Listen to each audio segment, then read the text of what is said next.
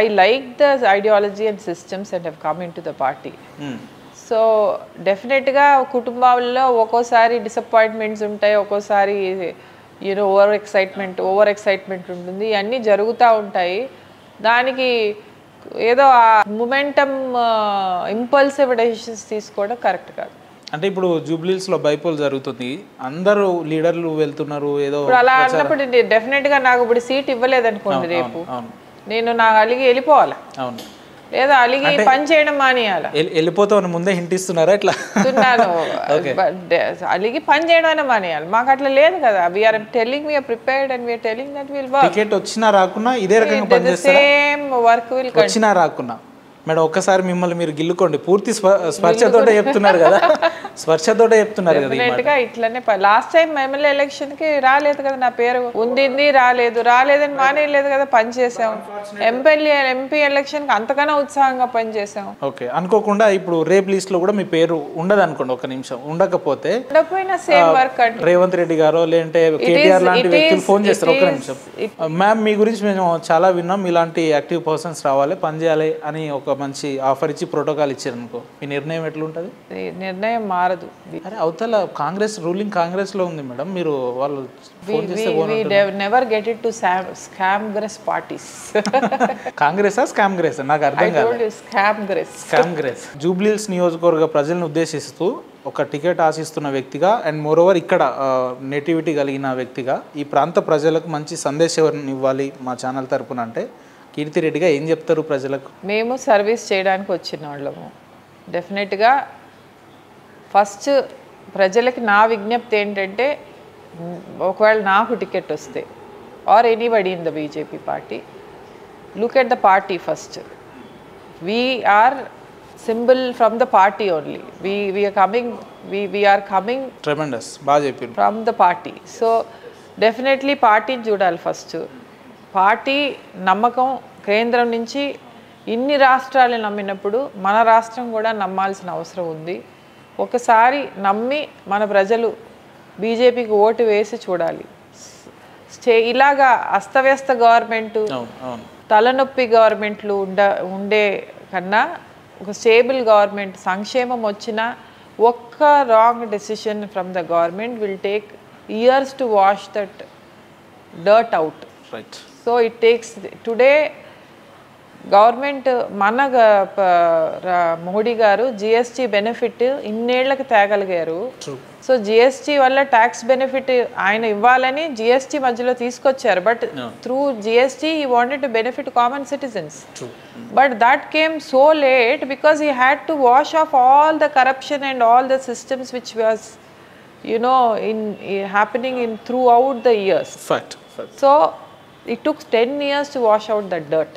Now he is able to give little bit of, though it's load on the system, he is able to give that GST benefit. అలాగా ఒక wrong government వస్తే ఎంతో effect. ఇప్పుడు మనకు చూస్తున్నాం, దేనికి డబ్బులు లేవని ఆయనే దివాలా ఎత్తేసానని చెప్తే ఇంకా బ్యాంకర్లు మమ్మల్ని దొంగలను చూసినట్టు చూస్తున్నాడు అంటారు. ఏడ చెప్పులు ఎత్తుకుపోతాము అని బ్యాంకర్స్ అట్లా చూస్తున్నారు అంటున్నా. సో ఇట్లా ప్రజల్లో ఉన్న మనోధైర్యాన్ని కూడా మీరు తీసేస్తే ఇంకా ఎట్లా? మీరు గవర్నమెంట్ నడపలేని అసమర్థతే కదా. 3,000 పెట్టి ల్యాండ్ అమ్మి రియల్ ఎస్టేట్ ఇట్లా ఉంది, 3,000 కోట్లు పెట్టి అమ్మిన్నారు. బట్ ఒక ఆరోగ్యశ్రీలో 1,400 కోట్లు పెండింగ్ ఉంది. నువ్వు బేసిక్ హెల్త్ నువ్వు ప్రజలకు ఇవ్వాల్సింది ఇవన్నీ కాదు. తులం బంగారం కూడా అడగట్లేదు. నీకు జబ్బు వస్తే నువ్వు ఒక ప్రైవేట్ హాస్పిటల్కి వెళ్తే ఆ నెట్వర్క్ హాస్పిటల్స్లో ఒక్కళ్ళు కేసు తీసుకోవట్లేదు. ఎందుకు? 1,400 కోట్లు బకాయిలు ఆరోగ్యశ్రీలో ఉన్నాయి. సో నువ్వు బేసిక్ హెల్త్ కూడా నువ్వు ఇవ్వలేకపోతే, health, education, these are 2 things which government should provide for anybody living in the state. నువ్వు అది చేయలేనప్పుడు నీ గవర్నమెంట్ నువ్వు ఎన్ని తీసుకొస్తే గ్యారంటీ అని, ఎన్ని తీసుకొస్తే ఏంటి? నీ లైఫే గ్యారంటీ లేదు, నువ్వు ఉన్న ఇల్లు గ్యారంటీ లేదు. అట్లాంటి పరిస్థితుల్లో ఉంది. గవర్నమెంట్తో అంటే భయపడుతున్నారు కాంగ్రెస్ గవర్నమెంట్. సో ప్రజలు ఆలోచించి దయచేసి సరి అయిన గవర్నమెంట్ని ఎన్నుకోవని విజ్ఞప్తి చేస్తున్నారు. మ్యామ్, ఎప్పటికైనా మీ పొలిటికల్ డిజైర్ లేదంటే పొలిటికల్ డెస్టినీ ఏంటి, లైఫ్ డెస్టినీ ఏంటి, అంతిమ లక్ష్యం ఏంటి కీర్తిరెడ్డి గారి? I was always in to service. I will be in service. My motive is service. In politics or not? నేను పాలిటిక్స్ ఉన్నా పదవి లేకపోయినా, ఈరోజు సీట్ వచ్చినా సీట్ రాకపోయినా ఇదే ఓపిక్గా ఇదే ఫేస్లో నాకున్న పరిధిలో నేను చేసుకుంటూ పోతాను. నేను మీ ఇంటర్వ్యూకి వచ్చే ముందు ఇదే కాన్సెన్స్ సంబంధించిన ఒక బీజేపీ క్యాండిడేట్కి ఫోన్ చేసిన మేడం, ఓటర్కి, కీర్తిరెడ్డి గారి ఇంటర్వ్యూకి వెళ్తున్నా, సో ఏంటి అని చెప్తే ఆయన ఒక మాట అన్నాడు, మేడం గురించి చెప్పడానికి పెద్దగా ఏం లేదు కానీ ఆమెకు క్రిమినల్ బ్యాక్గ్రౌండ్స్ లేవు, బ్లాక్మెయిల్ ఫ్యామిలీ కాదు, ఎవరైనా ఆపద అని చెప్పి తన దగ్గరికి వెళ్తే తన జేబులో ఒక 100 రూపాయలు ఉంటే 70 రూపాయలు అవతల వ్యక్తికి ఇచ్చి 30 తను పెట్టుకొని సంతోషపడే వ్యక్తి అని ఆ ఓటర్ చెప్పిండు. సో ఆ వ్యక్తి ఎందుకు అట్లా మాట్లాడాల్సి వచ్చింది? ఏం ప్రత్యేకత కనిపించింది మీలో? అంటే మీరు ఎవరితో మాట్లాడారో నాకు తెలీదు, బట్ నేనైతే అంటే సర్వీస్ బాగా చేస్తాము, బట్ నేను నా కెపాసిటీ అందరికీ చేసేది కాదు. నేను మా కుటుంబాన్ని చూసుకోవాలి, నాకున్న దాంట్లో వాళ్ళని చూడాలి. సో నా లిమిట్ చిన్న లిమిట్ అని మీరు అనుకుంటున్నారు. నా లిమిట్లో నేను చేసేది చేయగలుగుతున్నాను.